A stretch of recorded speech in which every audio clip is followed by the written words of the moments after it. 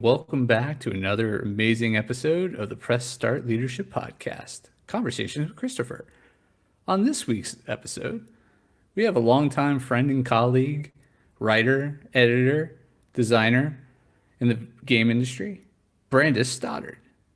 Now, let me introduce you to Brandes Stoddard. Hi, everybody. I'm very pleased to be here today. Excellent. Thanks, Brandes. So, as I said in the introduction, you're a longtime friend and colleague of mine. We've known each other for a long time. We've gamed for a very long time. We worked together on a couple projects. But I know who you are. But not everyone here is going to know who you are. So, I always like to ask my guests, what's your origin story? What is the origin of Brandes? So, when the planet of Dungeons and Dragons was exploding in a distant galaxy, I was jettisoned by people who no longer thought I had any future there, and landed on this planet, raised by a mild-mannered and unassuming state court judge and his wife, a teacher, in Marietta, Georgia. Man, they had no idea, did they?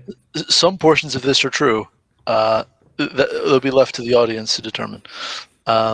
So I grew up in Marietta, Georgia, and I got into playing video games on the Apple IIgs, and then into tabletop games in 1992 or so, thanks to some like choose your own adventure style books with stats that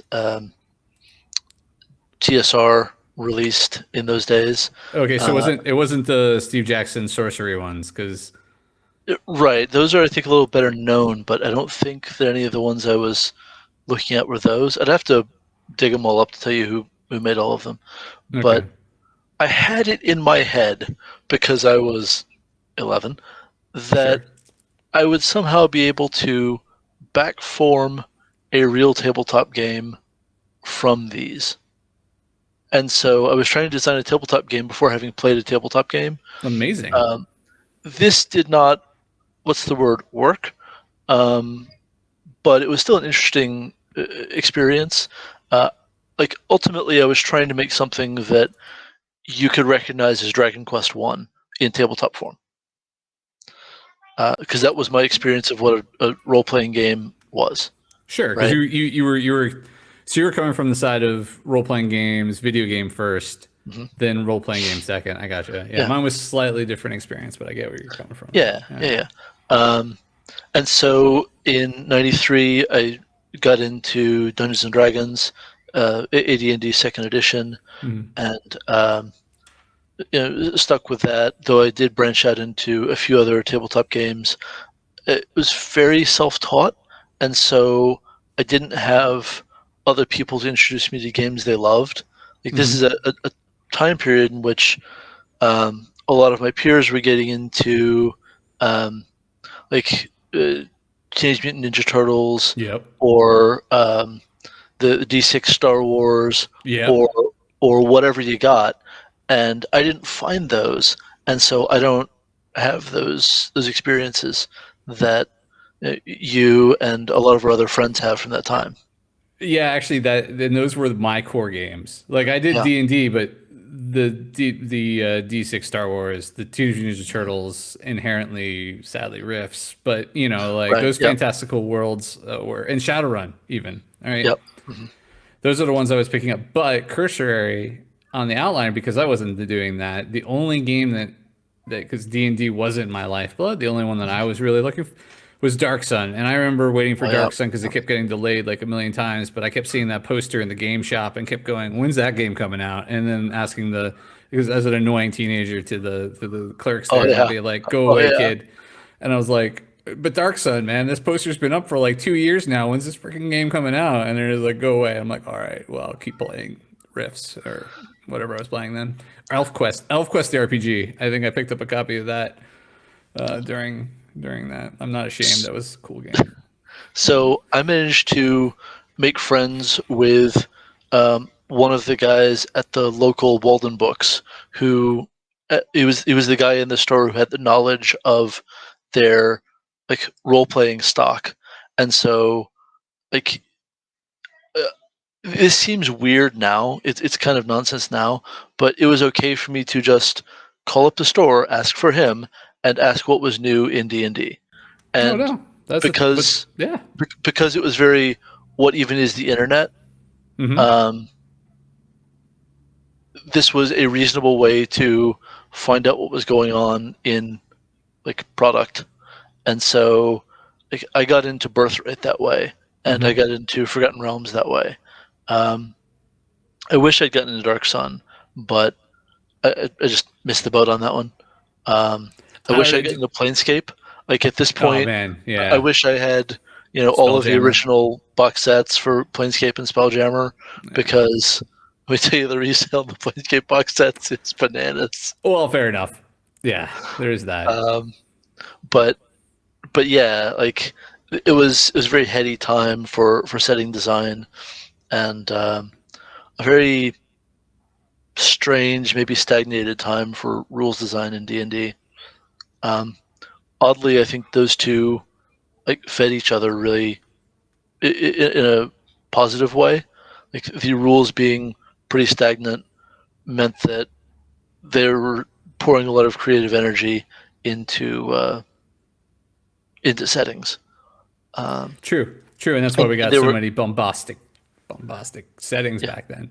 right, But absolutely, and also they were much more comfortable then than they have been ever since. With this setting has its custom rules that you don't use anywhere else.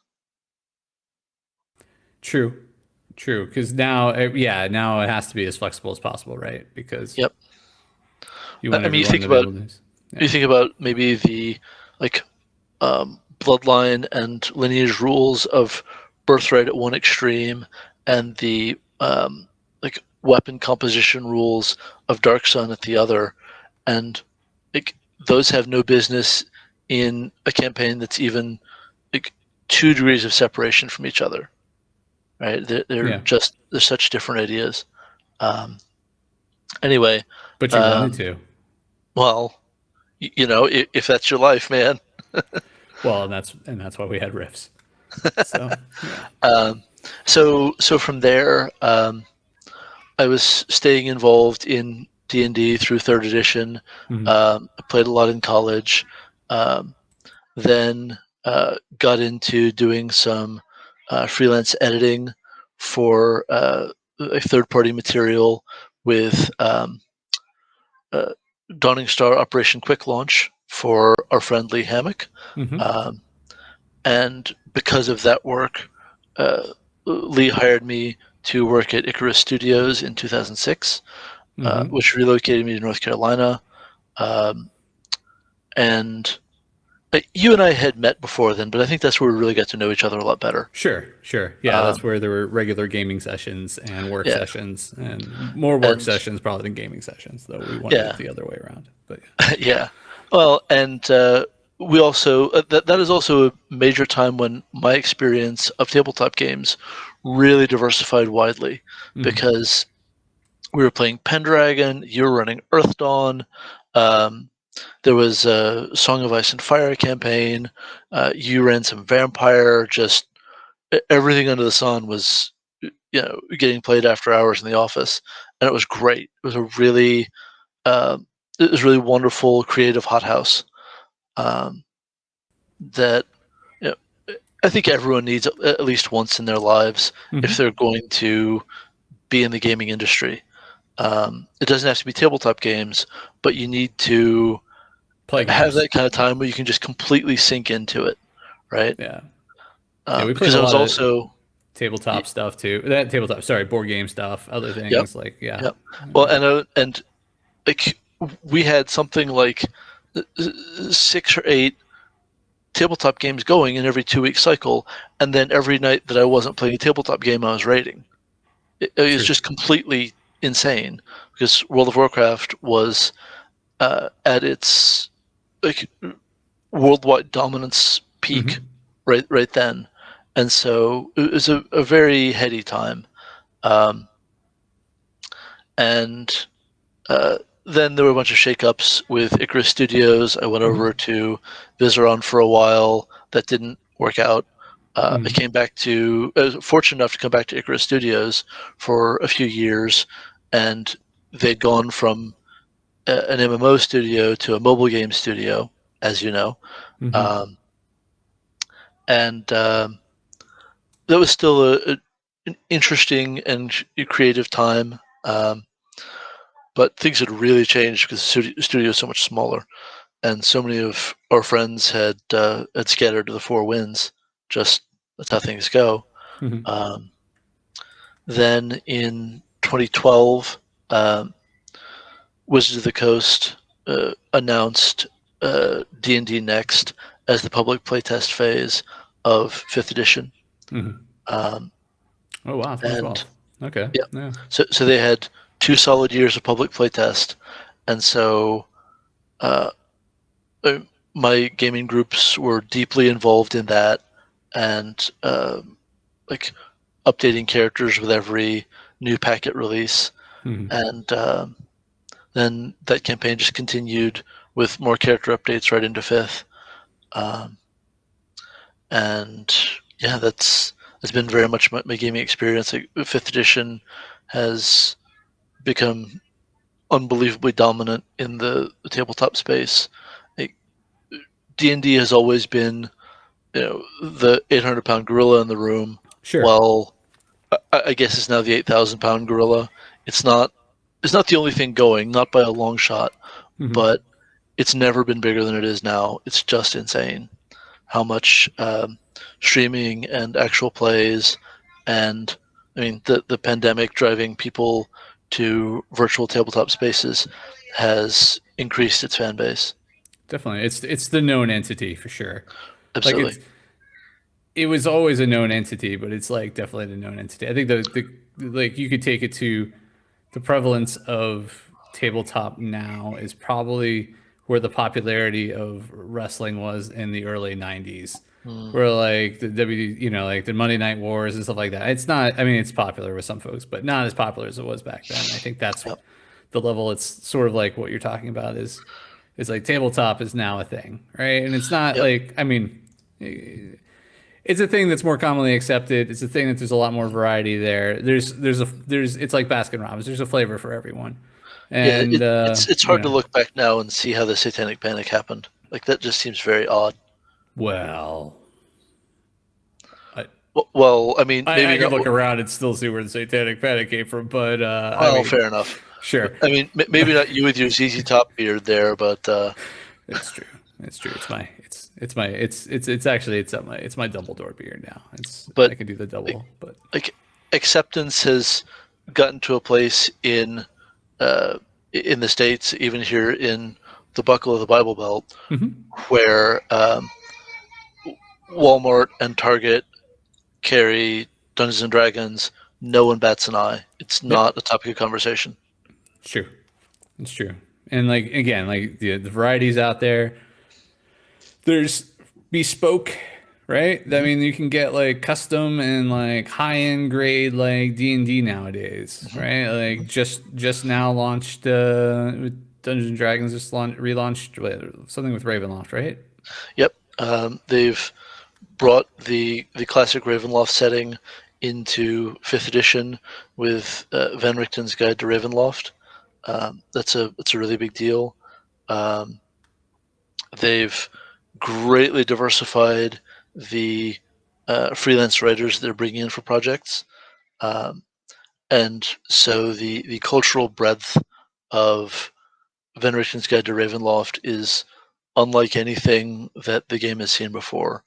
Um, I mean, there are uh, people from India telling horror stories about an Indian culture, an Indian domain of dread. That's cool. Just as an Very cool, example, actually. Yeah, yeah. similar for Mesoamerica. It's a really beautiful time. That is really nice. And on top of that, there's people that are selling like $500, $399 boxes sets Yeah, for yeah. So you have Beadle and Grimm's if you just want. doing like player handouts to an incredible level of quality and fidelity. Yeah, So it's nice. they have sets that run from, yeah, as you're saying, 300 to 500 or whatever. I don't Yeah. price I, them. I can't afford them. It's cool. I think we discussed the price on another conversation with Christopher with another guest. Mhm. I just keep bringing it up because it still blows my mind because I Yeah, remember like the dice I could get were, blue or red or green or maybe translucent slightly. But now there's like metal and gold and like real gold and real diamond.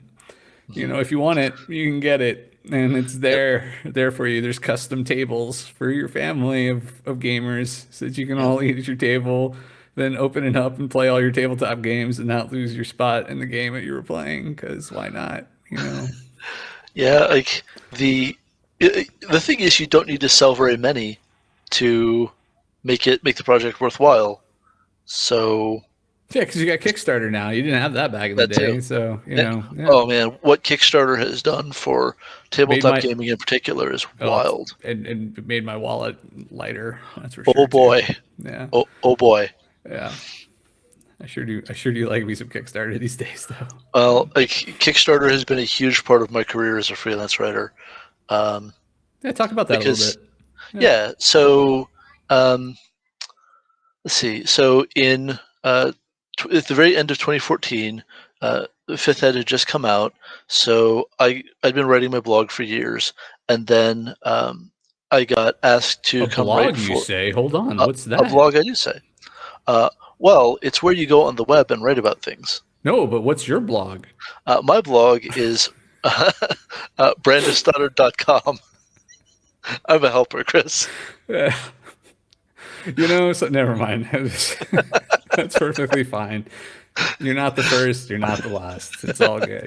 All right. So brandesstoddard.com is my blog. At the time, I was writing on Blogspot. Now it's on WordPress, thanks to the help of our very dear friend Wendy Holler. Um, and so I'd been writing about D&D all through D&D Next, and had moved to talking about 5e, among other gaming topics that the blog covers. And so there was a new gaming website that a guy named Sean Ellsworth and Mike Long had just started up called tribality.com. And they asked me to come write for them because they always need more writers. That's how it is. You got to feed the beast. The beast loves content. And so I started writing for them, doing The beast being D&D players. uh, pretty much, yeah, Yeah. Okay. the audience, the blog, whichever you want to see as the all-devouring force in your life. Sure. Um, so so right, I started writing the history of the classes for them, and after we've been working together on this for several years, um, Sean Ellsworth decided that he wanted to try to release his homebrew setting, the Hmm. Seas of Odari, Oh, uh, okay. through the 5e Open Gaming License. Um, and so we started a Kickstarter for that. Our initial ask was 10,000 Canadian, which uh, it's sort of very middle of the road Hmm. for first Kickstarter asks. Um, it's I think it was at the time was just under 8,000 US, um, and we wound up getting 52.5 Nice. Canadian, which is a really nice set of stretch goals. Hmm. Um, and so I was doing writing and editing and design and development for that book, along with a bunch of other friends. Um, I, you Colin was already writing for our friend Colin McLaughlin, I should say, was already writing for Tribality at the time. We also recruited other folks that Sean knew, other folks that I knew, um, and we just had a really great creative team for that project. Then when that was done, it was at the end of Seas of Odari, our final stretch goal. We committed to releasing Under the Seas of Odari, which was an aquatic supplement. Originally, it was going to be just a PDF. We kept writing. Yeah, of course. You Because know, that's what writers do, hopefully. So now it's been its own new Kickstarter that was even more successful than the first one. That's awesome. Yep, feel really good about it, and so that's going to be its own hardback release. And so we're in the middle of that now. And again, here I'm writer, editor, designer, developer, kind of wearing Extraordinary. whichever hats any given piece of text needs from me. But it's still very much Sean's baby, and we just have most of the same creative team back, and we're working our way through it. And then I've also worked as a developer for Kobold Press on their recent Southlands Kickstarter. So, let's see, I wrote for the Rain Second Edition. Well, that the setting book that goes with Rain Second Edition, Rain Realities, in which my wife Rabbit Stoddard and I wrote the Gifts of Starlight, Gifts of Stone setting. It's another way that Kickstarter has been very good to us. Just all kinds of different Kickstarter projects, because it's so easy to add a stretch goal where you get, a freelance writer or two to commit to somewhere between 2 and 10,000 words, and the dollar total of the stretch goal is going to pay there per word. So I guess we're good. Excuse me, I need to cough. I'm going to mute myself. Yep.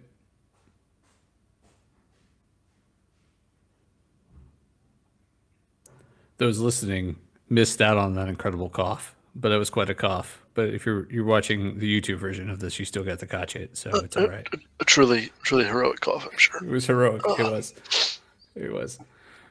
But that's awesome, and it's great that Kickstarter. I mean, that's the thing, right? We're just saying Kickstarter gives a lot of opportunities to folks to who aren't maybe in the mainstream, working with WotC and doing the work there. But you recently got to do something with WotC too, right? I did in January of 2020, when everyone had heard about COVID-19 but didn't yet know really that it was going to be, our lives from here on out.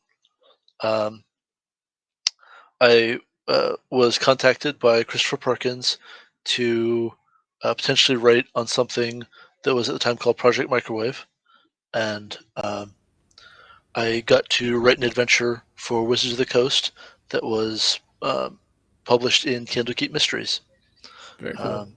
So and that just came out like a month or so ago, I guess, right? That came out in March, so 2 months ago. Yeah. Okay. Very cool. Excellent. And so that was super exciting. Definitely one of the highest profile projects I've ever worked on as a freelancer. And just a real delight. But my work on that ended in about June of 2020. So then all those intervening months were just, I'm sure this is fine. We're just waiting for life to get back to normal so that things could kind of move along, right? Yeah. Sure. So we're going to take a slight swivel to the right for a moment and talk about something a little different, but one of the, not different here. Here we talk about it all the time, and it's a common topic is leadership. So I'm always curious to find out from all my different guests, how do you define good leadership? Right? We all know what poor leadership is, and we've all have plenty of stories to explain that. But what's good leadership? How does one be a good leader? Yeah, I mean, I think that the core is figuring out the way that a person most wants to contribute to a project, and both help them achieve what they want to contribute and make that part of what everyone else is able to contribute as Mm-hmm. much as possible. Um, it's certainly feasible that I want to contribute way more of this than the project needs. Well, Sure. sorry, friend. We'll give you as much space to work on that as we can, but we just don't have room for a 500,000 word lore document to go in this game. Mm-hmm. Um, not speaking from personal experience. Anyway, No, but um, I think that's great. I think it's a perfectly. I mean, that's an awesome example, right? It's letting learning what your team wants to do and making that, finding ways to incorporate that into the projects and the work that you have, right? So if you know somebody wants more opportunities to write a certain thing or work on a certain thing, then when those opportunities come available, making sure you mark those people for doing that. Or if someone wants an opportunity to grow into leadership or whatever, right? Finding moments where they can lead small projects and have an effect and kind of get that experience, but they won't necessarily damage the project or anything else by like being too much for them, right? So yeah, it gives them the room to grow, and expand and pick up new skills, while still contributing to the overall goal of the business and everything. I think that's a perfect way that you all right. have it Uh, there. So that I think is like in my head. The terms are going to be wrong because I'm not in management spaces, but Sure. I think of that as the core of bottom-up leadership. Hmm. That's sort of the arrow pointing upward. Um, the core of arrow pointing downward leadership is protecting your people from things that other groups or higher ups want that aren't reasonable. Of course, right? To be that Right. buffer. Yeah, yeah, Yep. yeah. No, it's a give and take there in leadership, and I think that is there's definitely a place for it, and I think it happens in project leadership more than anything else, right? Where it's very good that Absolutely. you communicate as a leader, leading a team, what your team is capable of and what they want to do, or think they should do, right? So because they're bringing their expertise, like you said, from the bottom, and you're communicating that upwards, and then the feedback that you get from above, making sure that it's digested in a way that it can go to your team and be productive and conducive to actually getting projects done and not shattering their dreams and hopes and so forth, and Yep. yeah, or derailing them because it's so such an earth-shaking an idea that is incomprehensible to the team why anybody would think that, but you as the manager have to distill that into to truth that is viable And or help thinking, them. uh, yeah, thinking back to another of our shared experiences, Hmm. there's also a flavor of leadership that is not about being a leader for your specific team, but being uh, a maximally effective member of a larger team that it is still a leadership task, which is like shaking the tree enough to make other people who are unwilling to do their work do their work. Well, Uh, yeah, that one's that's tough. It's like a it is motivator, tough. right? Yep, Yeah, yeah, yeah. it's really tough, and I'm not really talking about like when a member of your team, someone who's clearly, a direct part of your hierarchy, isn't willing to do the work, but more, there's this guy over in this other department who is giving me a lot of no, that's impossible. Well, it's not impossible. You're just not excited enough about it to do the stuff. Sure. That is yeah, that's a cross-functional Like, team mhm, motivation, finding a way to communicate to the other team or find the wiggle through the yeah, not focus on stuff to get that stuff going. Yeah. But I mean that is the goal there, right? They're helping out ultimately they're helping out the overall right. company and objectives of the teams and everybody there and trying to make everyone happy in that Yeah, situation. and reminding everyone involved that no, we all share the same goal of wanting the end product to be as wonderful and successful as possible Yeah. is is the core of it, right? Hmm. Just it's easy for people to kind of stagnate. Sure, sure. And it's easy for people to say no in the beginning. Mhm. First thing to do is say no. The guy used to, they say no. Yep. They don't have to hear about it, or they get a little bit of a stall before they have to hear about it again, right? Yep. And yeah, but no, it's very true. It is an important part of leadership to get that going in there. So another important question, not leadership related, but a favorite subject of mine is donuts. What is your favorite donut? Uh, I will destroy some Boston creams. Boy, howdy, so would I. Yeah, yeah. Boston creams are fab and tabulous. Not gonna lie on that one either.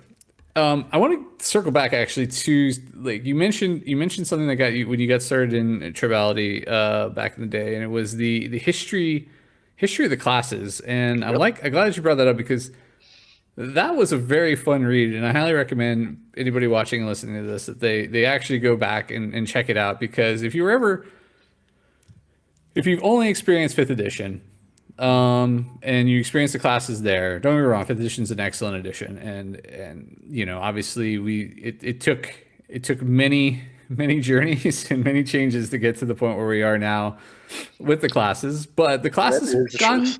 yeah, the classes have gone through many different iterations. Some not so much. Some have pretty much been pretty steady, but some had some crazy ups and downs and takes on themselves over Ranger, over the years. And I think you did an excellent job, and it was something fascinating to me because I won't lie, I tend to play the same classes most of the time nowadays. Hmm. And over the years, same, no matter what the edition was. In fact, the only reason I play something different is because they added something, I Hmm. think would be it, right? Like Yep. Warlord, when they added that, Yep. became my new fave for a while there until they kind of get rid of it and then whatever. Um, so be it. Still a sore subject on the Twitters. Be very Yeah, careful bringing this up on the Twitters. well, it's an understandable sore subject because Yeah, it what anyway. But I feel you. I feel you.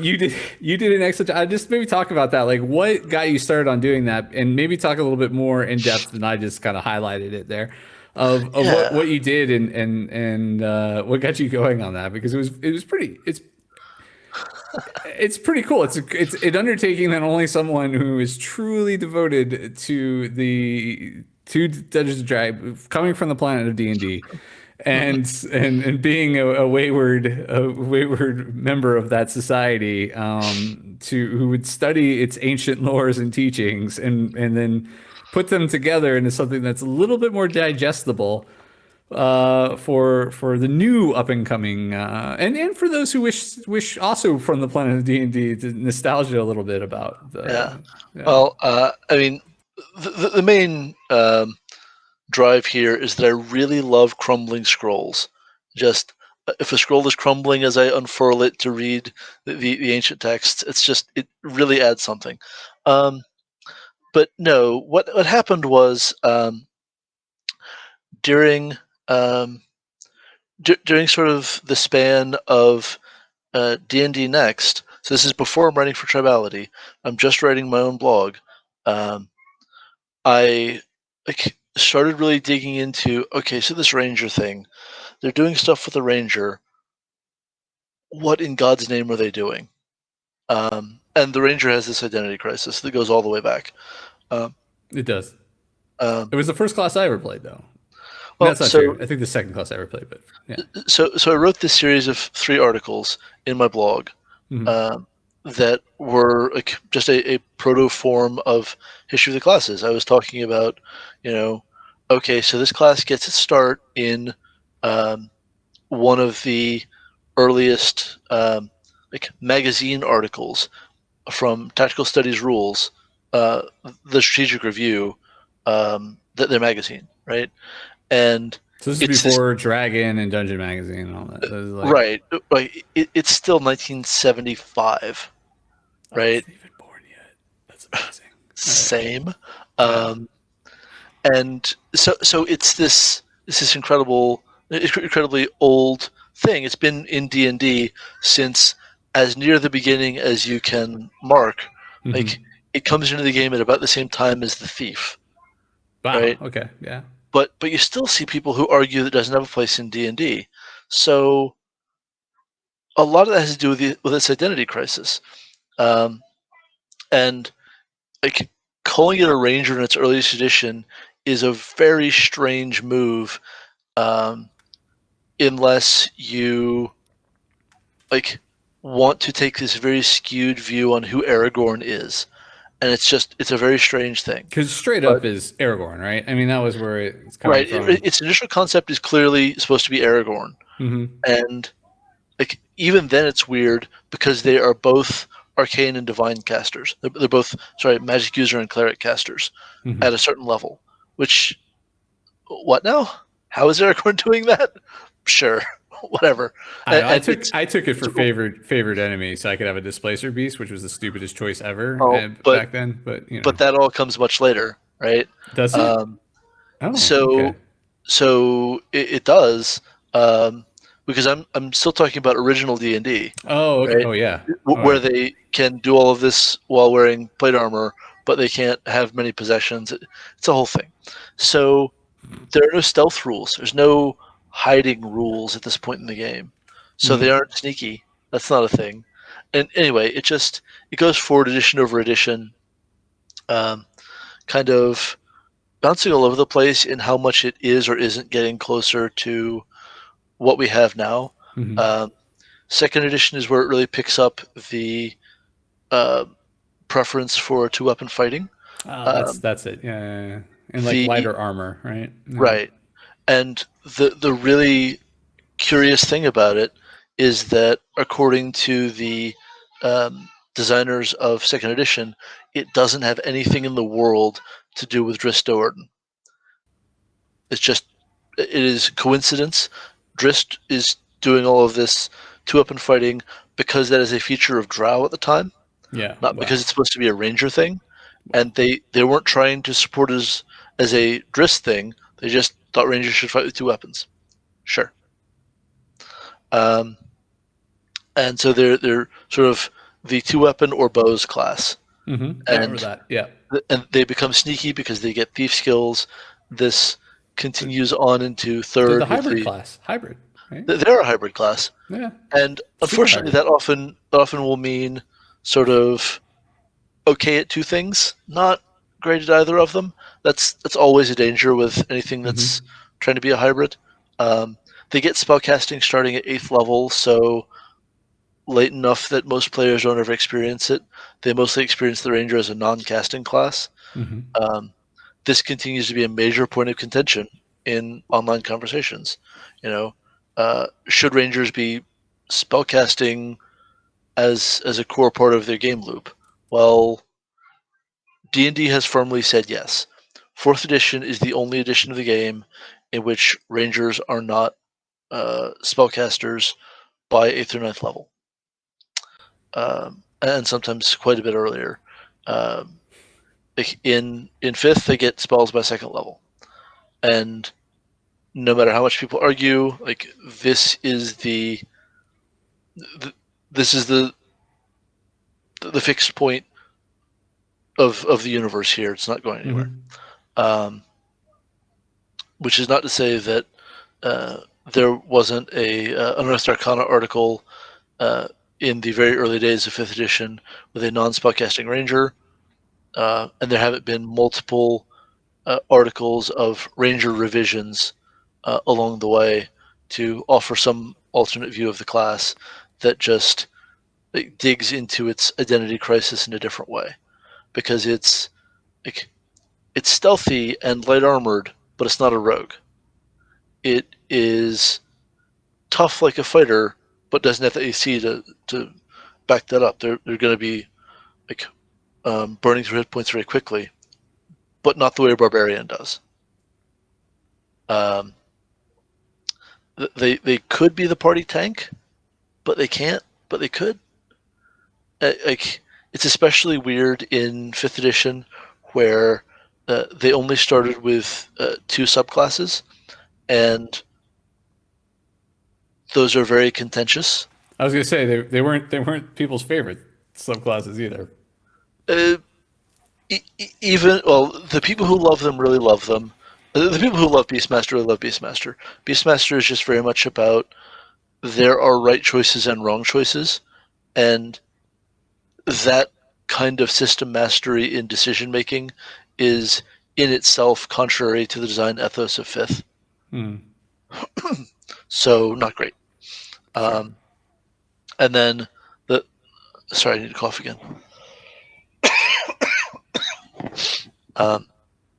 The decisions you make in Hunter are interesting at first, and then they kind of taper weirdly. I don't know. It isn't that it's bad. It's that it is all built on a sort of lower point in the Gonzo scale than the other classes, and that's gonna cause cause tonal dissonance. Fair enough. But so if you want to hear, like, read a whole history of this, Brandes has done that. If you had any questions about Brandes's chops as far as knowledge base goes on this, you could literally. He can talk about this literally for hours on end, and I know this for a fact. And also, the good thing is, because he can talk about it for hours on end, he can write about it for days on end, and has. Yeah. And so, again, I highly recommend checking out his work on his blog or Trebellity or anywhere else. Just the history of the classes, easily hundreds of thousands of words. Yeah. It's he literally covers every class. You admit in there, I think you skip a couple things right here and there, just because you're like, I could talk about this, but I'm gonna glance over it because of relevance. And I haven't actually finished the series. I still have to do Wizard and Cleric and Barbarian and Sorcerer and Multiclassing. That may be it. I'm getting pretty close though. Quit slacking. I know, right? I was about to say you did all the good classes, but then you said you haven't done Sorcerer yet, so I guess you still won last. I'll be a Wizard fan until the day I die. Sure. Yeah. Accounting for taste. I didn't understand.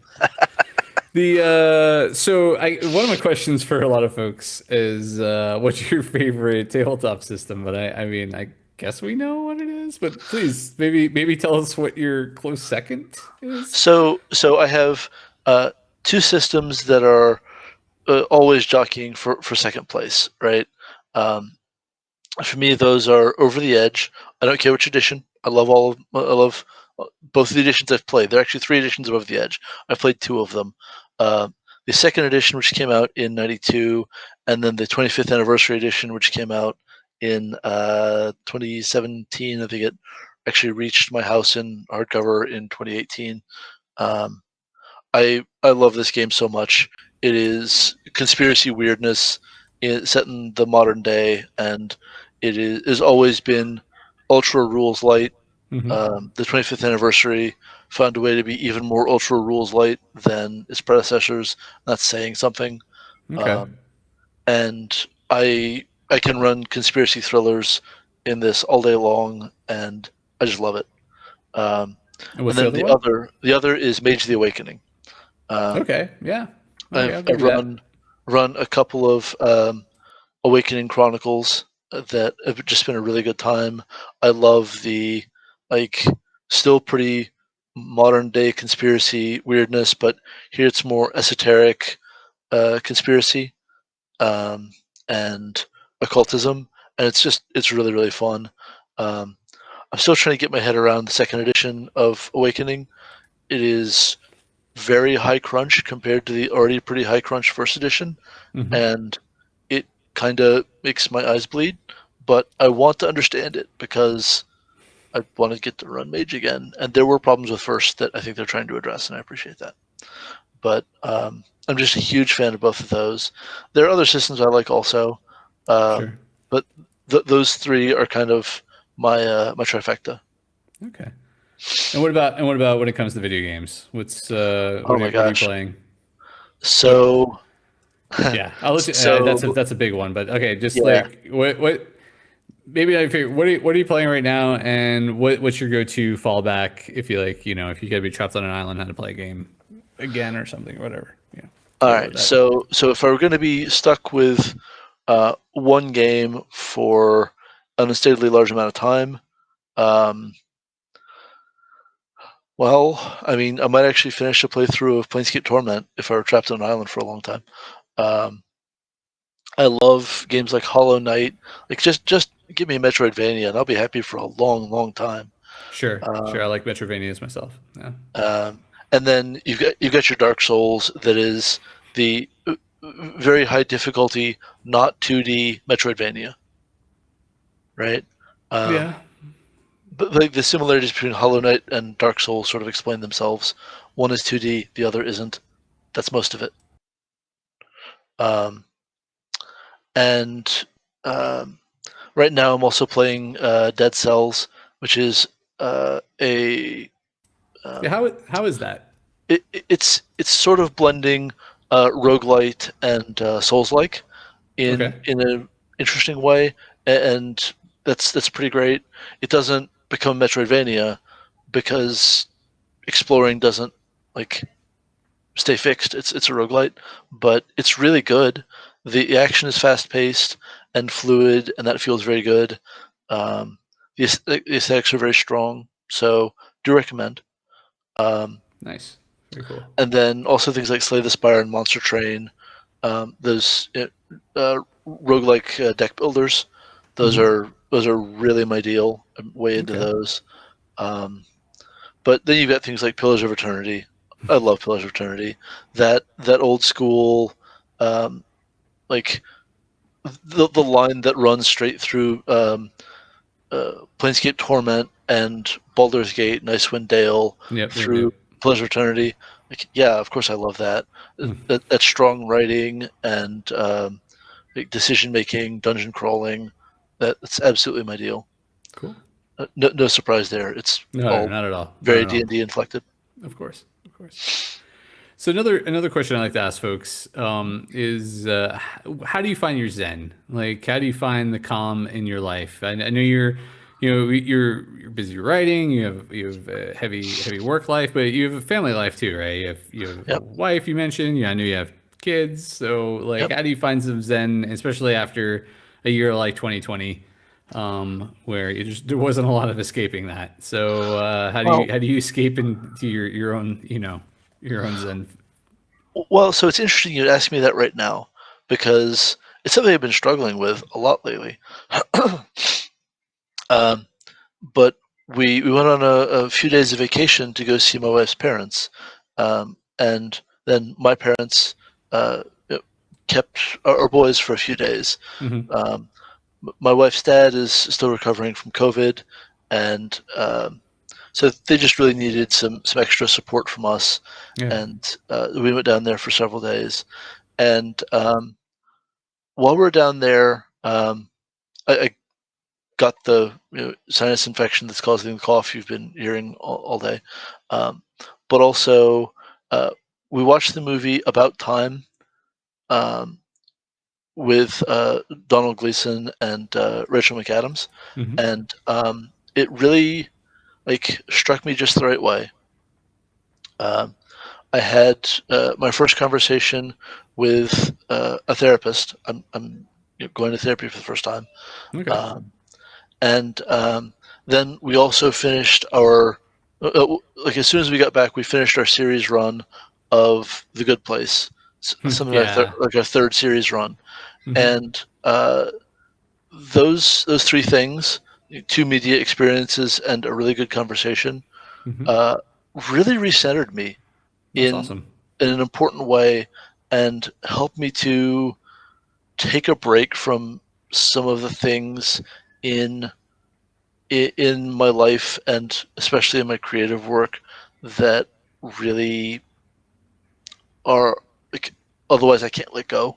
Hmm. Um, like I really struggle when I complete a creative project not to try to keep solving problems better and think about how I could do it better next time or I came so close to getting it right. Sure, but And that's being a game designer, but also a I mean, it particular is set of being certain mental state of game designer. Not all game designers are like that, right. but I understand it's a common Well, trait. right. And like Fixing in problems. tabletop gaming and in video gaming, you can at least release a new edition. But in a performance art, like a live action role playing game, I can't ever do it again Sure. because it was just that time and moment. There's no way. No amount of dedication actually lets me fix that thing. That we know But of yet. right. But emotionally I can't let go of that. Sure. But About Time is a movie about like acceptance and releasing regrets. And so that was very meaningful to me at the time. Yeah, I get it. Um, and so I've actually like after being in some kind of rocky places emotionally for honestly the past year and change.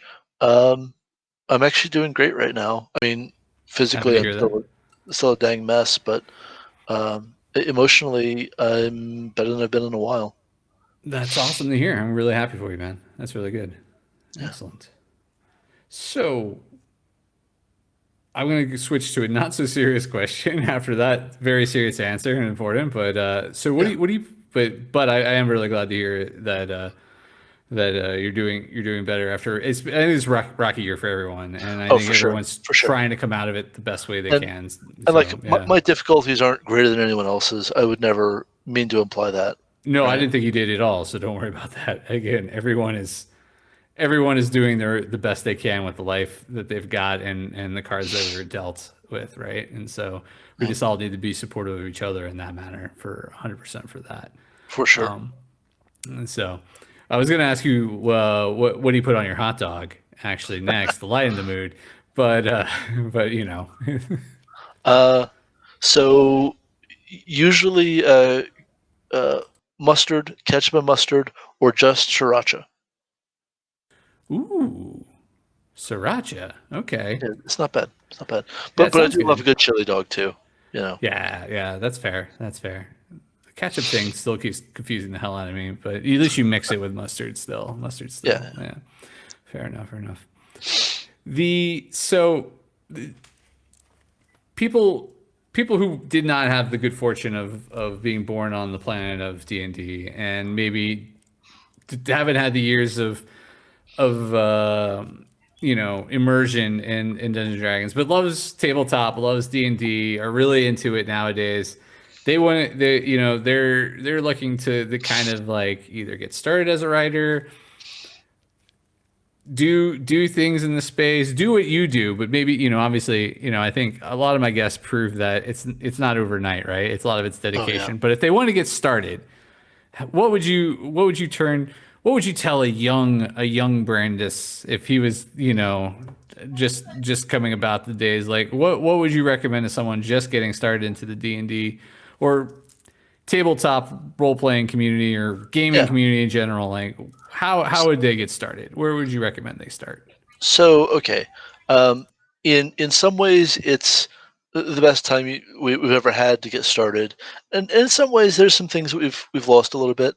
Like blogging now isn't where it was. There was a golden age of gaming blogging um, that sort of sparked off in 2008-ish and ran through about 2013. A lot of gaming blogs have closed their doors, um, though we're still kicking pretty hard over at Tribality. Um, so I'm not really going to say go start a gaming blog. If that's your passion, then God bless you. But um, what you do have now that we didn't have in Hmm. any of that time is the DM's Guild. Okay. Um, the open gaming license that will help you publish on um, Drive-Thru RPG or itch.io or whatever, that's Hmm. great. That's wonderful. Um, it's constraining in some ways, and it can be much harder to uh, like drag your reading audience to just Drive-Thru or itch.io to buy your product. Hmm. Um, though of course you can do free or pay what you want if that's where you are with it. I don't recommend it. I do recommend charging a flat fee for your work, even if you're a beginner. I'm very serious about Hmm. this, Okay. but I want to be very explicit about what the options are. Sure. I think it's important. Hmm. So the DM's Guild, um, you're getting a smaller cut uh, of your retail price, but since you have no manufacturing cost per unit, uh, the odds are pretty good that you'll sell 2 to 3 times as much, um, just because the DM's Guild community Mhm. is pretty good at driving audience to product. Um, that's been my experience. Obviously, I can't speak to everyone's experience. Sure. I've been doing my best to build an audience through blogging and writing on the Bird site for a long time now. Mhm. And so if I look like an overnight success, it's because it's taken me, you know, 11 years. Exactly. Um, Exactly. Very, right? very few people, even if they don't want to attribute all the hard work they did earlier, Yep. still takes time to build up the skills, the reputation, the Yep. exposure, the everything And that's there. I mean, I've been incredibly lucky Hmm. in my friendships. I've had friends who have uh, done me huge favors in, hey, I've got more work in this thing than I can handle. Can you come split this with me? I'll put you in contact with this publisher who'll have more work for you in the future. That's how I started writing for Right Publishing. That's how I Hmm. started working for Tribality, thanks to a man named Rich Howard, a very dear Awesome. friend of Yeah. mine. Um, Working for Right Publishing is how I met Dan Dillon, Hmm. who now works for Wizards of the Coast. And so he talks to people who need a third party developer, and it's obviously not work he can legally take on. That's not how Wizards of the Coast works. Sure. Um, but he saw that I'm going to get my work done. I'm going to do it to as high a standard of quality as my capacity allows, Hmm. and so he can feel good about giving my name to other people, right? So would you say networking and Networking, not being a bad person, being a generally yes, I would. likable person would be a good tip for people Yep, starting off in the yep, perhaps don't piss off a lot of people in the community because it's a yep, small community. It's a growing community, but it's a yep. small community Oh, oh, still. well, the actual like DM's Guild creative community Mhm. is still real tiny. Yeah, Is of real course. tiny for people who get past about one or two products. So it's absolutely uh, network and be a decent human. Uh, Say what you're going to do and do what you say. Hmm. Yeah. Um, like that kind of just honesty is very crucial. You need people to trust you. You need Hmm. them to trust that you're going to get done what you say you're going to get done when you say you're going to do it. Yeah, That's it's good work ethic, right? yep, You know, yep, and being a freelancer, I think it's a tough step. So if you've never been a freelancer, it's definitely a different setup. You know, consulting's different, very different than a 9 to 5 per se, and you have to have a very strong work ethic on your own to kind of deliver and meet deadlines and things like that. yep. And even though you have a Well, lot of freedom, yep. And there's the one thing about the guild is that you're working Mhm. for yourself, right? There's Exactly, no yeah, one yeah, who's going to come hold you scold to you it, for yeah.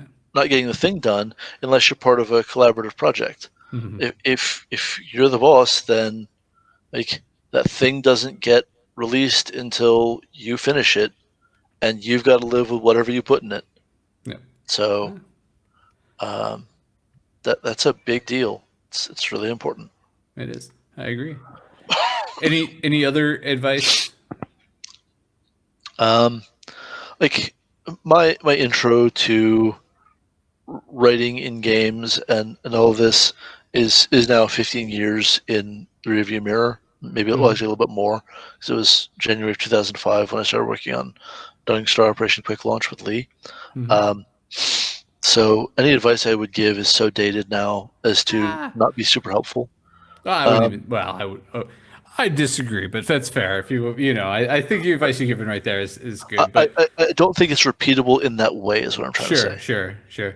But I mean, like in essence, like if you know folks that are working on stuff and you're interested, let people know, right? Oh, for sure, for and sure. then and then get involved. And then I know you're talking about like professional tabletop, but you mentioned briefly LARPing and stuff like that, right? I Yep. mean, there's other ways to write. I mean, there's lots of other Oh, games for out there. sure. There's more than D&D. There's other things that you can write for. Maybe Yep. it's a smaller audience, but there's maybe an easier in that Hmm. environment than Yep. than I others, definitely know right? people who've been very successful in the indie sphere. Hmm. It can definitely work. Um, if you can if you get the foothold of an audience, just some people who will help proselytize for you, Yep. and if you have a good grabby pitch, Kickstarter, man. Yeah. True. True. Beginning, middle, and end of the conversation. Like then all you have to do is deliver when you say you're going to deliver, and the audience will come back because they If you had to do give you their that. mail address. Yeah, they had to If give you you their do mailing that. addresses. Yeah, Yeah. if you deliver, the audience will come back for the second product because you've got I their get mailing that. addresses. Yeah, exactly. You got their mailing addresses, email, mailing, you have a way to contact them again, right? It's a lot of folks will talk about this in other places. Have a mailing list. Hmm. Start building a mailing list of your own. Have it on your website. The thing is like Facebook, other platforms can go away and shut down or lock you out, but you can't take your mailing list away from you. So create a mailing list. Oh, look, we got a special guest. I knew we would get one eventually. So, but we're coming to the end anyway, so it's all right. But it's good. It's good to get a special guest in there. But Brandis, maybe tell everybody one more time, and it'll be in the notes, and it'll be elsewhere, all over when we're posting this podcast and this YouTube video. But where can everyone find you? Tell all the places that the world can, if they were looking to learn and read more about fifth edition or any edition and the history of it and so forth. Where do they find Brandes Stoddard on the Well, interwebs? so all of that history. Oh shit! No Nope. Start that again. Sorry about that. I clicked worries. the wrong button. Ha ha ha. It's okay. Brandis, tell us where can they find you on the interwebs? Yeah. So all of that history writing is on tribality.com. Um, you can also find my writing on brandesstoddard.com. Uh, on Twitter, the Bird site, I'm at Brandes Stoddard. I also have a Patreon that is Brandes Stoddard. There's real benefits to having an unusual name, folks. Um, I'm on Facebook and MeWe, but I don't do as That'd be really much gaming weird. writing there. We're just reposting. Yeah, I think you can just catch it. Most of the stuff goes up on the Bird site, as he said. Yep. Check him out at his personal blog. Become a Patreon. Tell me a little bit about that. In Brandon's Patreon support is he's not asking a lot actually, folks, and you get the goods earlier. So maybe talk a little bit about that real fast before we. So yeah, my Patreon is just kicking me a few bucks to support writing that's going to be free anyway. Yeah, Um, Nothing is exclusive. It's just 3 days early. yeah, Um, for that's what you get for $1. For $5, you get to see some works in progress that I haven't turned into completed works yet. and they're fun. They're fun. They're good reads. They're Yep. really, really good reads. I've been pretty consistent about 2 releases per month. You also get my DM's Guild releases for free as a member of my Patreon.